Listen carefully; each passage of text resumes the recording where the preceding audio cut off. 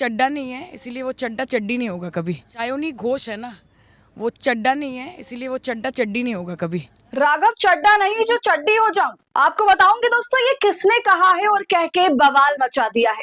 दोस्तों इस वक्त सियासत में जबरदस्त उठापटक चल रही है। आम आदमी पार्टी कैसे बिखरी है ये आप सबने देखा होगा। राघव चड्डा को लेकर जनता ने कैसे उनका बहिष्कार करना शुरू कर दिया। एक दिन में उनके लाखों फॉलोअर्स ने उन्हें इंस्टाग्राम पर धुतकार दिया। तो अब इसी कड़ी में तृणमूल कांग्रेस की शेरनी कही जाने वाली ममता बनर्जी की उत्तराधिकारी कही जाने वाली सयानी घोष ने जबरदस्त मजाक उड़ाया है। दोस्तों इसका वीडियो बहुत ज्यादा वायरल हो रहा है।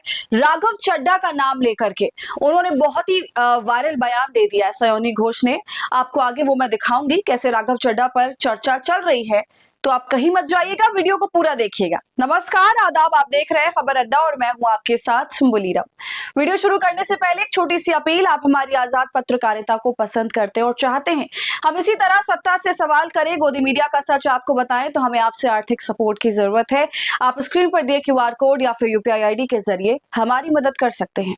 दोस्तों राजनीतिक गलियारों में उस वक्त हलचल तेज हो गई जब आम आदमी पार्टी के प्रमुख चेहरों में शामिल रहे राघव चड्डा ने पार्टी से किनारा किया। बीते दिनों भारत की सियासत में जो शोर मचा हुआ था वो आपने बहुत अच्छे से देखा होगा।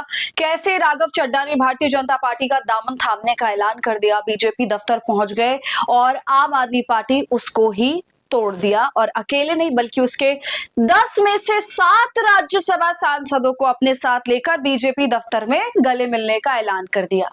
लेकिन ऐसे में सवाल ये उठा कि राघव चड्डा और बाकी का साथ मिलाकर जो 7 सांसद हैं उन्होंने यकायक पार्टी छोड़ दी, जिसे लेकर खूब बवाल मचा दोस्तों और जम के प्रतिक्रियाएं आ रही हैं। हर कोई इस मामले पर बोल रहा है और इस वक्त दोस्तों सयानी घोष ने जो बोला वो बहुत वायरल है। आगे मैं आपको बताऊंगी उन्होंने क्या कुछ कहा। इसके साथ ही एक्टर पॉलिटिशियन प्रकाश राज ने भी बहुत कुछ बोला है, उसका भी जिक्र करूंगी।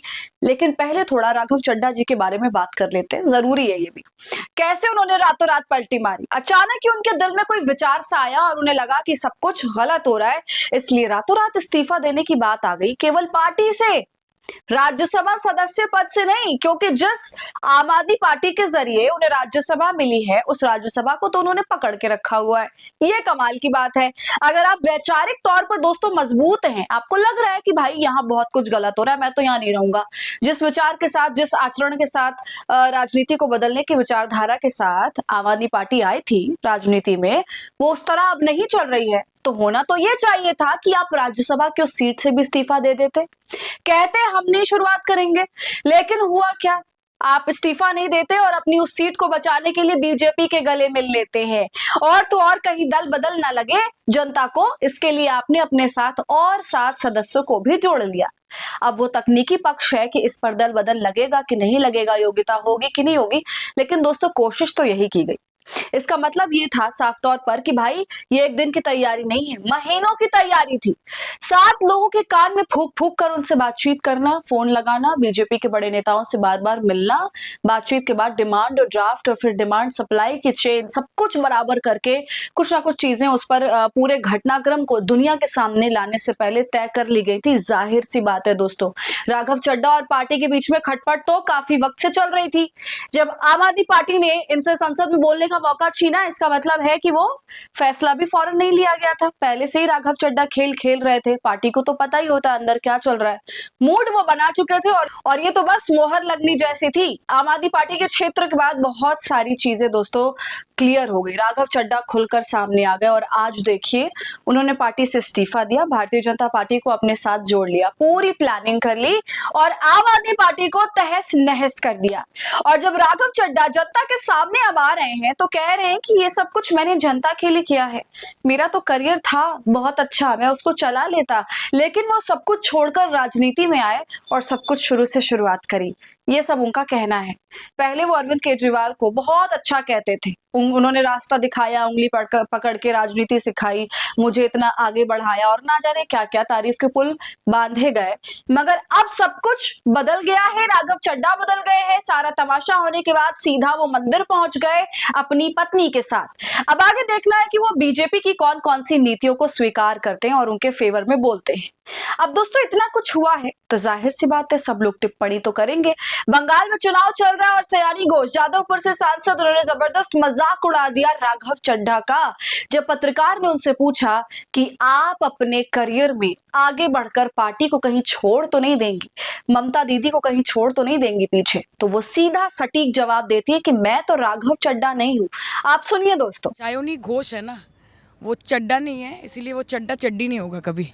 सुना आपने दोस्तों, इस वीडियो ने राघव चड्ढा की जमकर किरकिरी कर दी है सोशल मीडिया पर। इससे पहले प्रकाश राज, जो पॉलिटिशियन एक्टर भी हैं, उन्होंने भी टिप्पणी करी और एक सटारिकल पोस्ट साझा किया जिसमें लिखा कि मैं पुलिस फोर्स छोड़ रहा हूं क्योंकि वे अपराध से लड़ने के अपने मूल मूल्यों से भटक गए, इसलिए मैं दाऊद इब्राहिम के साथ जुड़ रहा हूं। राघव चड्डी। देखा आपने दोस्तों, ऐसा व्यंग है। यहां से आप समझ सकते हैं कि प्रकाश राज क्या कहने की कोशिश कर रहे हैं। इन 3-2 लाइनों में जो भी हैं, उन्होंने समझा दिया कि फिलहाल का खेल क्या है। और साथ में नाम देखिए क्या लिखा हुआ है, राघव चड्डी। मतलब पुलिस फोर्स छोड़ दी, जो पुलिस फोर्स के अंदर ताकत है कि वो अपराध को खत्म कर सकता है, और किसको ज्वाइन कर लिया? दाऊद इब्राहिम को, जो कि एक टेररिस्ट है। किसको बेवकूफ बना रहे राघव चड्ढा? दोस्तों, इस सटायर के जरिए ये साफ तौर से कहा जा रहा है कि भाई, आप अगर भ्रष्टाचार, करप्शन, राजनीतिक विद्रोह और तमाम चीजों से परेशान हैं, राजनीति में जो गलत चीजें हो रही हैं उन तमाम चीजों से परेशान हैं आम आदमी पार्टी की, तो फिर आप बीजेपी में भी क्यों जा रहे हैं? वहां पर तो ये सब कुछ ऑलरेडी चल रहा है। वैसे ही वॉशिंग मशीन के आरोप बीजेपी पर लगते रहते हैं। खुद आपने भी एक से बढ़कर एक बातें बोली हैं भाजपा को लेकर। अब आपके लिए मोदी और शाह जी माननीय हो गए हैं। इसे हिपोक्रेसी नहीं कहेंगे दोस्तों, तो और क्या कहेंगे? तरक्की के लिए पावर के साथ जुड़ना नहीं कहते इसे, तो और क्या कहते हैं? सारा कारण जब यही है, तब जनता का हिमायती बनने का ढोंग करने की क्या जरूरत है? आप तो राघव जी ये बताइए कि आपके ऊपर कौन से दाग हैं जिसे धोने के लिए आप भाजपा में जा रहे हैं? प्रकाश राज दोस्तों अपने बेबाक अंदाज और राजनीतिक विचारों को खुलकर रखने के लिए जाने जाते हैं, और उन्होंने सोशल मीडिया प्लेटफॉर्म एक्स पर मीम भी इसी तरह से शेयर किया, इसी लिहाज से, और एक मैसेज देने की कोशिश करी कि सिस्टम छोड़कर उसके विपरीत जाना जैसा कदम उठाया गया है। और इस पोस्ट के साथ एक जो इमोजी है हंसने वाली भी लगाई गई है कि ये किस तरह का राजनीतिक बदलाव है। भाई, आप जिस राजनीतिक विचारधारा के खिलाफ खड़े हुए थे, आखिर में अपनी पार्टी को छोड़ रहे हैं और उसी विचारधारा में जाकर विलीन हो जा रहे हैं। कमाल है, फर्क क्या रहा? तो आप बताइए दोस्तों, पूरे मामले पर आपकी क्या राय है? कमेंट कर जरूर बताएं। वीडियो को लाइक और शेयर करें। खबर अड्डा को यूट्यूब पर सब्सक्राइब कर लें।